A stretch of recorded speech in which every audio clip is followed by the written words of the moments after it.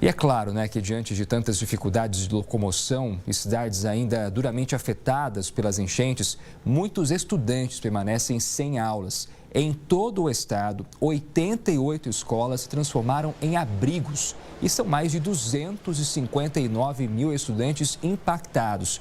Para a gente entender quais medidas estão sendo tomadas e pensadas aí para amenizar os danos ao ensino, eu converso agora com a secretária da Educação do Rio Grande do Sul, Raquel Teixeira. Secretária, obrigado por ter aceitado o nosso convite aqui. Eu gostaria que a senhora fizesse um balanço, né, sobre qual é a situação das escolas gaúchas neste momento tão crítico. Eu que agradeço o convite, Jonathan. A catástrofe impactou o estado todo e impacta de forma muito profunda a educação, e a gente tem que lembrar que 85% das crianças e jovens gaúchos estão na rede pública, seja estadual, seja municipais. Então, a gente está falando do futuro do estado. Uma geração que já foi impactada pela Covid, que já foi impactada pelo ataque, os ataques a massacres de escola o ano passado e agora pelas enchentes. O quadro se agrava neste caso em relação à Covid, é mais desafiador, porque na Covid os alunos e professores não vinham para a escola, mas eu sabia onde eles estavam trancados em casa. Agora eles não vêm às escolas e eu não sei onde eles estão. O quadro geral é de 750 mil alunos, mais ou menos 490 mil já retornaram às aulas, 260 mil não retornaram. Agora, desses 260, 50 mil retornarão de forma escalonada, que já está sendo programada. O que me preocupa muito é que tem 211 mil alunos que eu não sei onde estão. Professores perderam suas casas, alunos perderam suas casas, funcionários perderam suas casas, e o retorno, a gente tem algumas condições. Em primeiro lugar, a gente precisa ter uma escola segura.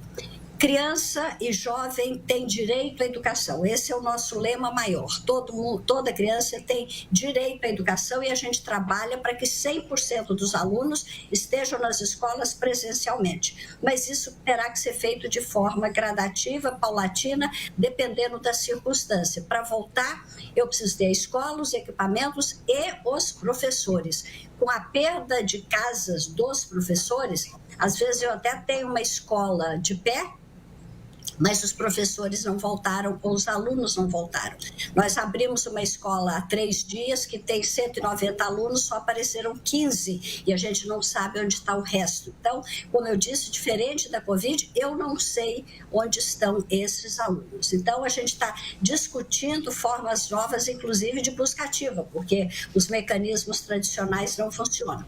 Isso impacta num esforço gigantesco para reconstrução das escolas e reconstrução da própria política, da própria gestão da aprendizagem. Para a reconstrução das escolas, a infraestrutura, junto com a Secretaria de Obras, nós estamos tocando um trabalho com atas, com apoio, com dinheiro que está vindo, mas inclusive pensando formas sustentáveis de construção que não sejam abaladas pelas enchentes, mas algumas escolas não poderão ser reconstruídas onde elas existiam. Então, como acomodar os alunos até que isso aconteça? Estamos colocando antenas de Starlink onde não tem internet. É possível que precisemos de algumas escolas de campanha, porque temos que ter todo o esforço para o aluno voltar à escola. E teremos não só um calendário escolar no Rio Grande do Sul, teremos vários. O que eu quero dizer com isso? O calendário é um só. Todo mundo que está no primeiro ano do ensino médio vai aprender a mesma coisa. Alguns vão tocar o calendário de forma normal. Outros, quem começou a aula agora no dia 13, ou vai começar no dia 20, ou quem começou no dia 6, vai começar o calendário e a gente vai complementar a carga horária com métodos híbridos, seja por à distância, pesquisa, vídeos, e esses alunos, esses 211 que me preocupam, eu não sei quando eles vão retornar, mas nós temos a cobertura do Conselho Nacional de Educação, que liberou o cumprimento dos 200 dias letivos, mas é claro, nós não deixaremos de cumprir a carga horária inteira e os alunos terão esse conteúdo. Agora, eu preciso ter escola segura, eu preciso ter escola acolhedora, eu preciso ter professores bem física e mentalmente. Essa crise afetou muito também o equilíbrio emocional, tanto de professores quanto de alunos. Nos 88 abrigos de escolas estaduais que você mencionou, tem diretor que está abrigado porque perdeu a casa. Tem professores que estão abrigados. Então, a gente está fazendo, nós temos várias medidas em andamento, estamos trabalhando com psicólogos, estamos trabalhando com a justiça restaurativa, com os círculos de construção de paz, estamos trabalhando com material de competência socioemocional, ou seja, a Secretaria tem um pacote estruturado para a reconstrução da infraestrutura, reconstrução das aprendizagens e toda a reconstrução da tecnologia também. Porque quando eu falo a escola foi impactada, foi destruída a escola, todo o mobiliário, todos os computadores, todas as bibliotecas, toda a documentação, todos os fogões, os freezers, a comida e a escola para retomar precisa estar segura, acolhedora, com alimentação e com os professores prontos para esse acolhimento dos alunos de volta para retomar e seguir adiante. Secretária, são muitos os desafios, de fato, né, diante de tudo que a senhora falou e que a gente tem acompanhado nesses últimos dias no Rio Grande do Sul. E quando a gente olha para esse número, né, de quase 260 mil alunos fora das escolas, a gente também tem que considerar aquele outro número de 88 escolas que viraram abrigos. E diante dessa situação ainda difícil no Rio Grande do Sul, em que o problema não é só a questão das enchentes, das casas estarem alagadas, mas sim em descobrir se essas pessoas ou quantas pessoas ainda terão uma casa para morar depois que a água baixar. Ou seja, esses abrigos que hoje são temporários, pode ser que não seja tão temporário assim. E isso vai impactar no retorno às aulas, não é, secretária? Claro, eu tenho conversado com o vice-governador Gabriel, que coordena a questão dos abrigos. Na medida do possível, quando a gente tiver os professores já retornando, os professores se sentindo bem, os alunos querendo retornar à aula, nós vamos priorizar esses abrigos que estão nas escolas para que eles sejam transferidos para outros abrigos, com todo o respaldo, com todo o cuidado, garantindo também a esses abrigados um espaço seguro, porque a escola tem que ser um espaço seguro para o estudante, para os professores e os funcionários, mas as pessoas que estão abrigadas também têm que estar um espaço seguro. Olha, os abrigados que estão nas escolas estaduais, quando eu visito, falam, eu não saio daqui nunca, secretária, aqui eu tenho cama, eu tenho coberto, eu estou quentinha, eu tenho comida boa, e é isso que eles têm que ter mesmo. Então, a gente tem que garantir a continuidade desse acolhimento a eles, ou na escola, ou em outro lugar, mas a gente também não pode esquecer que a escola é o espaço das aprendizagens do aluno e quando ela estiver pronta, segura e acolhedora para receber os alunos, isso tem que ser a prioridade. Então, esse é mais um desafio, como acomodar esses dois lados de pessoas que foram afetadas, né? A senhora falava aí sobre a questão psicológica, tanto dos alunos quanto dos professores. Isso é inevitável diante de uma catástrofe deste tamanho. Imagino que outro ponto que também talvez esteja sendo discutido por vocês é abordar mais as questões climáticas entre esses estudantes também, né? Que sentiram na pele os efeitos disso tudo, né, secretária?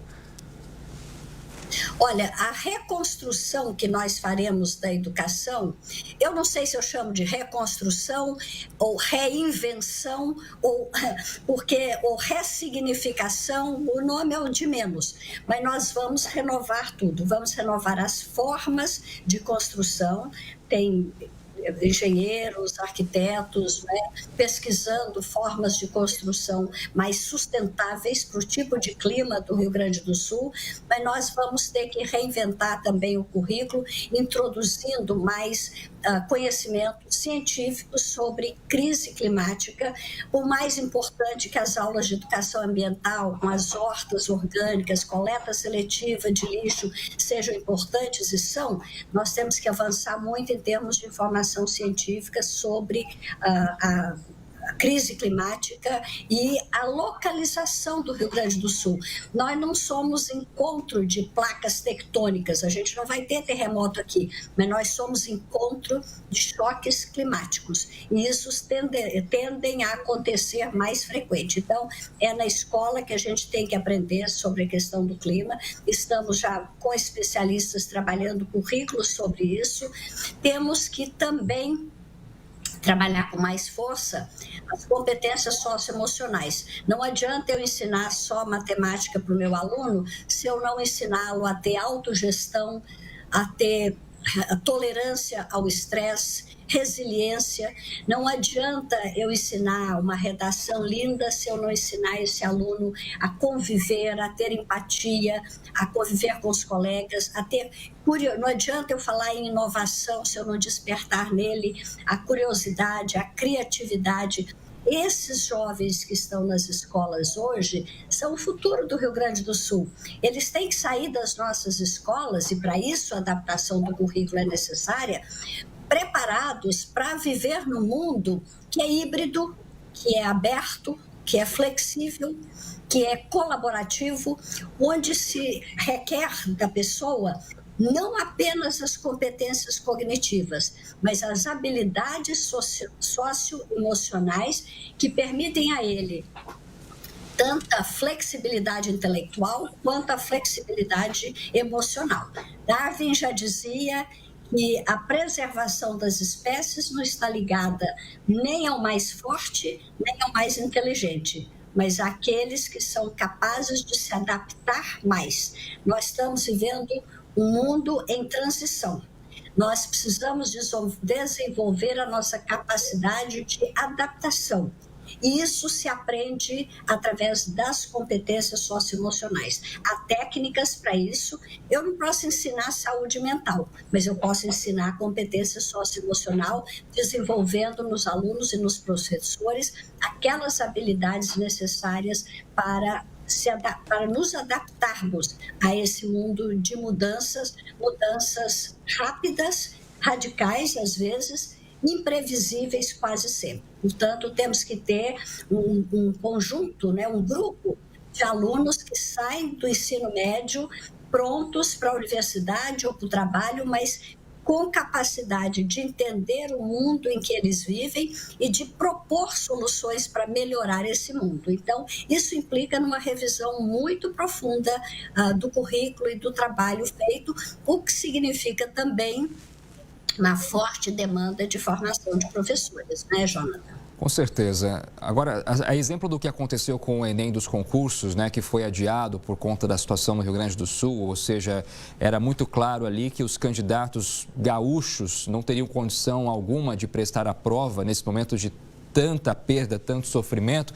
A gente precisa lembrar também do estudante que hoje está no terceiro ano do ensino médio, estava se preparando para o vestibular e agora está diante de tudo isso, né, secretária? Sem aula, né, tendo que enfrentar a questão psicológica, às vezes, de ter perdido a casa, enfim. O que a gente pode falar para esse aluno que estava ali com o sonho, né, de tentar concorrer a uma vaga na universidade e agora se vê tão afetado? Já emendo uma outra pergunta. O que a gente pode cobrar também, o Estado pode cobrar do Ministério da Educação? Que tipo de apoio o Estado espera da esfera federal nesse momento para o ensino? Eu diria a esse aluno que está se preparando para o Enem, que continue alimentando o seu sonho, continue se preparando para o Enem. Eu hoje, não é oficial ainda o que eu vou falar, mas eu já tive uma conversa, né, com o presidente do Conselho Nacional de Educação, hoje de manhã, com o presidente do INEP. Os dois devem se reunir agora às 16 horas para definir a prorrogação do tempo do Enem, a data de aplicação do teste aqui no Rio Grande do Sul. É uma operação logística grande que o INEP terá que fazer, mas eles estão exatamente, tem que começar agora. Então, eles vão tomar essa decisão a partir das 16 horas, das 17, eu talvez possa já dar uma resposta, mas tudo indica que eles serão receptivos ao pedido que eu fiz, e que a gente faça esse ajuste da data do Enem. Portanto, estudem, confiem e vamos em frente que vocês vão conseguir entrar na universidade. Em relação ao MEC, a própria conversa que eu tenho quando eu quero com o presidente do Enem, com o próprio ministro. Ontem à noite, o próprio ministro me ligou à noite para saber como é que as coisas estão andando, para avisar do aumento que houve no recurso da merenda. Portanto, eu só tenho agradecimento ao Ministério da Educação, que tem sido aberto e pronto, né, nas respostas. Estamos criando até um mecanismo novo de como registrar, como protocolar as demandas do Rio Grande do Sul, para que elas sejam atendidas com mais celeridade. O Brasil inteiro se movimenta, o MEC também está nesse movimento de apoio total. Secretária, muito obrigado pela sua entrevista aqui no Conexão. Foi um prazer poder ouvi-la. Boa sorte aí nesse desafio que o Estado tem a partir de agora em relação à educação dessas crianças e adolescentes.